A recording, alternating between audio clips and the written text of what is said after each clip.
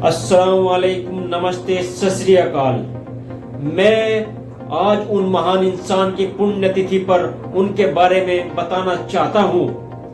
उनके दृढ़ संकल्प और मेहनत ने हमें न्यूक्लियर पावर बना दिया और उन महाशक्तियों में लाकर खड़ा कर दिया जो पूरी दुनिया में कुछ ही देशों के पास थी। मैं बात कर रहा हूँ मिसाइल मैन के नाम से जाने जाने वाले डॉक्टर एपीजे अब्दुल कलाम की। डॉक्टर एपीजे अब्दुल कलाम सबसे महान वैज्ञानिकों में से एक थे और पूर्व राष्ट्रपति थे। वे 15 अक्टूबर 1931 को तमिलनाडु के रामेश्वरम में जन्मे थे। उनके योगदान और उपलब्धियों ने उन्हें मिसाइल मैन ऑफ इंडिया और जनता के राष्ट्रपति के रूप में प्रसिद्ध किया। डॉक्टर कलाम का शुरुआती जीवन बहुत ही साधारण था। उनके पिता एक नाविक थे और उनके पास ज्यादा संसाधन नहीं थे और डॉक्टर कलाम ने अपने परिवार की आर्थिक सहायता के लिए अखबार बेचना शुरू किया। उस समय उनकी उम्र लगभग 10 से 12 साल के बीच रही होगी। उसके बावजूद उन्होंने शिक्षा पर विशेष ध्यान दिया और सेंट जोसेफ कॉलेज तिरुचिरापल्ली से भौतिकी में स्नातक की डिग्री प्राप्त की।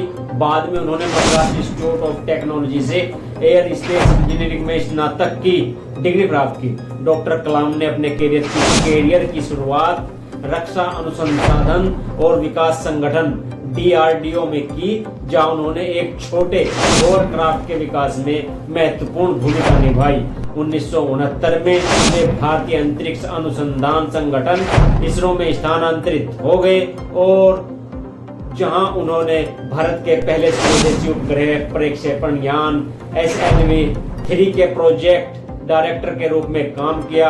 उनकी देखरेख में भारत ने 1980 में रोहिणी उपग्रह को सफलतापूर्वक लॉन्च किया। डॉक्टर कलाम की सबसे महत्वपूर्ण उपलब्धियों में से एक भारत के बैलिस्टिक मिसाइल और लॉन्च व्हीकल तकनीक के विकास में उनकी भूमिका थी। उन्होंने अग्नि और पृथ्वी मिसाइलों के विकास में महत्वपूर्ण योगदान दिया।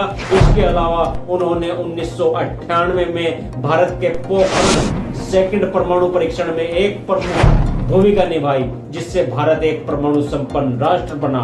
डॉक्टर एपीजे अब्दुल कलाम 2002 से 2007 तक भारत के राष्ट्रपति रहे।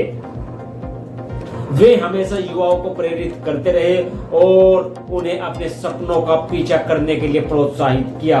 उन्होंने शिक्षा और विज्ञान के महत्व पर जोर दिया और कहा कि भारत को एक विकसित राष्ट्र बनने के लिए साइंस और टेक्नोलॉजी में उन्नति की आवश्यकता है।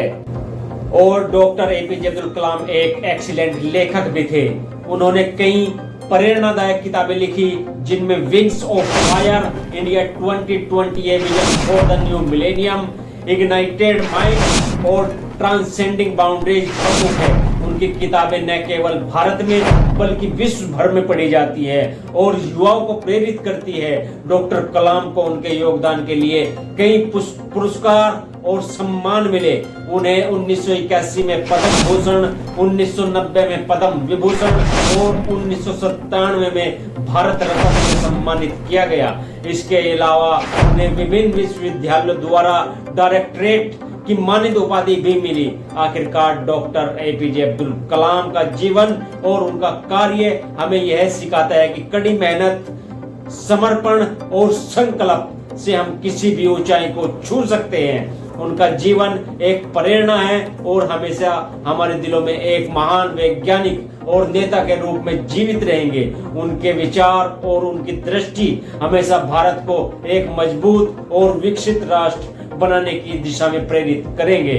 डॉक्टर एपीजे अब्दुल कलाम का निधन 27 जुलाई 2015 को शिलोंग, मेघालय में हुआ। वे वहां एक व्याख्यान देने गए थे। आज उनकी पुण्यतिथि पर हम सभी उनके आदर्शों और सिद्धांतों को अपनाकर उन्हें सच्ची श्रद्धांजलि अर्पित करते हैं। उनकी यादें और उनकी शिक्षाएं हमेशा प्रेरित करती रहेगी। जय हिंद, जय भारत।